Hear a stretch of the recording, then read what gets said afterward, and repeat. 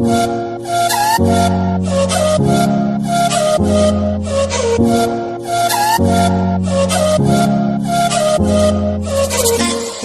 semua, selamat pagi, selamat siang, selamat sore, selamat malam. Perkenalkan, nama saya Grace Deanis Putri Syanipar. Saya dari Prodi Pendidikan Bahasa dan Sastra Indonesia. Hari ini saya akan menceritakan sebuah biografi dan perjalanan ataupun perjuangan dari pahlawan Kalimantan Timur, yaitu Sultan Aji Muhammad Idris. Buat kalian yang tidak mengetahui siapa sih Sultan Aji Muhammad Idris, Sultan Aji Muhammad Idris itu adalah Sultan ke-14 dari Kesultanan Kutai Kartanegara Ing Martadipura yang memerintah mulai tahun 1735 sampai tahun 1778. Saya kasih ya gambar untuk pahlawan Sultan Aji Muhammad Idris. Ini dia gambarnya. Itu merupakan gambar dari pahlawan Kalimantan Timur. Di sini saya akan menjelaskan sedikit cerita dari Sultan Aji Muhammad Idris.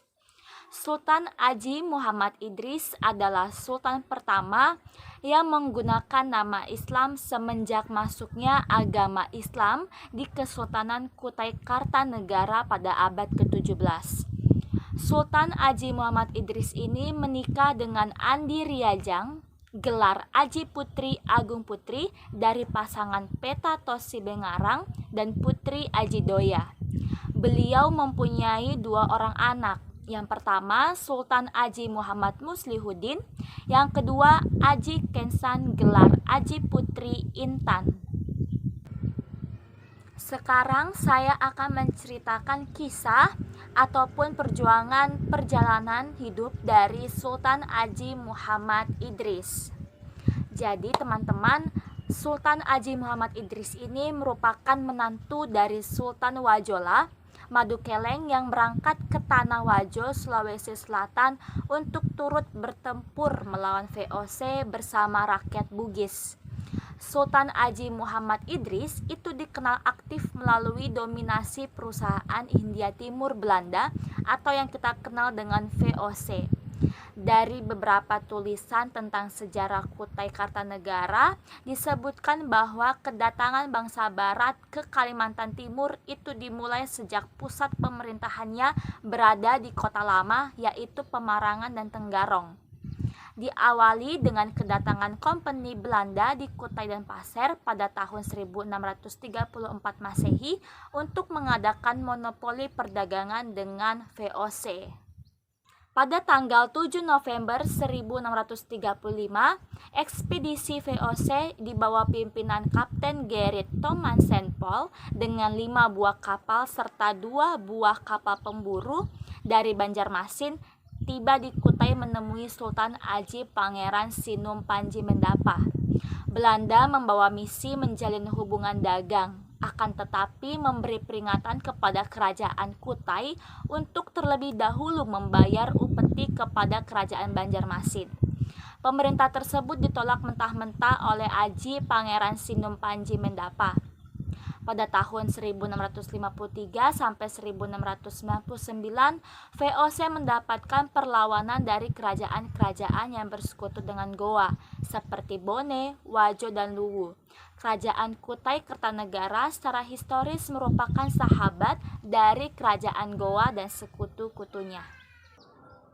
Ketika berkuasa pada tahun 1735 sampai 1778, Aji Muhammad Idris mengaplikasikan 2 undang-undang yang telah disusun Raja Aji Sinum Panji. Kedua produk hukum itu adalah Panji Slaten dan Brajaniti. Panji Slaten terdiri dari 39 pasal yang mengatur tentang sistem pemerintahan. Sementara itu, Brajaniti terdiri dari 14 pasal yang mengatur tentang tata tertib bagi masyarakat Kutai. Aji Muhammad Idris juga disebut sebagai raja pertama Kutai Kartanegara yang membangun relasi dengan kerajaan tetangga. Hubungan ekonomi dan politiknya dirangkai dalam pola pikir anti-kolonial. Sultan Haji Muhammad Idris dan Lamadukeleng waktu itu mempertahankan ibu kota Wajo dari gempuran perusahaan dagang Belanda. Pada tahun 1737, keduanya itu berhasil merebut Palaka, pusat perdagangan di daerah Bone, termasuk Sidenreng dan Sopeng. Bukan karena sudah berhasil lalu berhenti, tetapi serangan terus berlanjut hingga jantung pertahanan VOC yakni Fort Rotterdam di Makassar gagal. Sultan Haji Muhammad Idris berjuang dengan gigih, militan, dan tanpa kompromi mengusir penjajah Belanda. Di bawah pimpinan Sultan Haji Muhammad Idris dengan kekayaan yang dimiliki kerajaan Kutai, Kutai pun membeli senjata dan mesin yang diselundupkan dari Brunei, Solok, dan Mindanao. Persenjataan tersebut untuk persiapan dalam memerangi VOC Belanda. Pada masa kekuasaan Sultan Haji Muhammad Idris, berkat kekuasaan dan pengaruh diplomasi dan kewibawaannya, ia berhasil mengkoordinir kekuatan pasukan tempur yang direkrutnya dari pejuang Kutai, Pasir, Sambaliung, dan Pangatan. Pasukan kekuatan tersebut berkekuatan kurang lebih 800 orang termasuk perwira dan prajurit sepangan Raja Kesultanan Kutai. Keberadaan Sultan Haji Muhammad Idris di Tanah Bugis ternyata menjadi ancaman tersendiri teman-teman untuk kerajaan Gorontalo.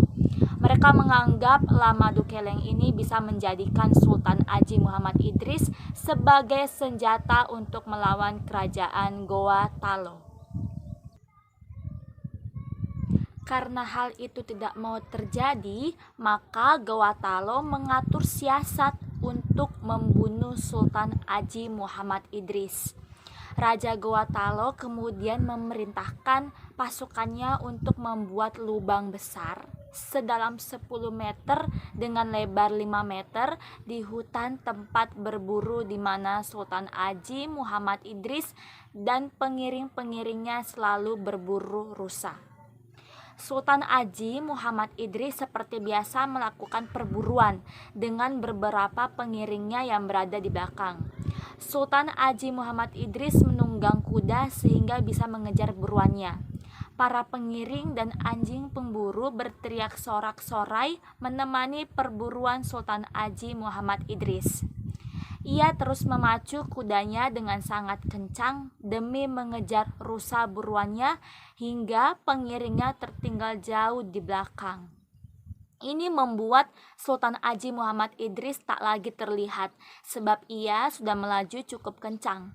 Para pengiringnya kemudian mempercepat laju kudanya hingga menemukan sebuah lubang besar dan memeriksanya. Salah seorang prajurit kemudian menarik kuda yang ditunggangi oleh Sultan Haji Muhammad Idris dan turun ke dasar lubang. Betapa kagetnya ternyata mereka melihat tubuh sang Sultan Haji Muhammad Idris telah terkoyak habis karena tusukan bambu dan besi runcing di dalam lubang, dan hal itu membuat beliau tidak dapat lagi tertolong. Sepeninggal Sultan Haji Muhammad Idris, utusannya yang bernama Labaru berangkat ke kerajaan Kutai guna menyampaikan wasiat terakhir kepada Haji Putri Agung bahwa suaminya telah meninggal di Tanah Bugis akibat jebakan yang dibuat oleh kerajaan Gorontalo. Inilah akhir riwayat Sultan Haji Muhammad Idris dari Kesultanan Kutai Kartanegara ing Martadipura yang membantu kroni-kroninya di Sulawesi Selatan dan dimakamkan di Titian Aji atau belakang rumah penduduk dan kurang lebih 400 meter dari kantor Kota Madya Sengkang. Teman-teman, dari perjuangan Sultan Haji Muhammad Idris ini bisa kita ambil bahwa beliau memiliki semangat nasionalisme yang tinggi, suatu semangat yang masih jarang dijumpai ketika itu pada beberapa patriot. Yang banyak hanyalah bagaimana mengamankan dan memerdekakan daerahnya sendiri. Tetapi berbeda dengan Sultan Haji Muhammad Idris, beliau ikut juga membantu daerah lain. itu merupakan biografi serta kisah hidup perjalanan dari Sultan Haji Muhammad Idris sebagai pahlawan di Kalimantan Timur. Banyak dampak-dampak positif yang bisa kita ambil dan kita teladani dari pahlawan ini. Semoga materi yang saya sampaikan bisa bermanfaat bagi kalian semua. Dan sampai jumpa di materi selanjutnya. Dan selamat pagi, selamat siang, selamat sore, selamat malam.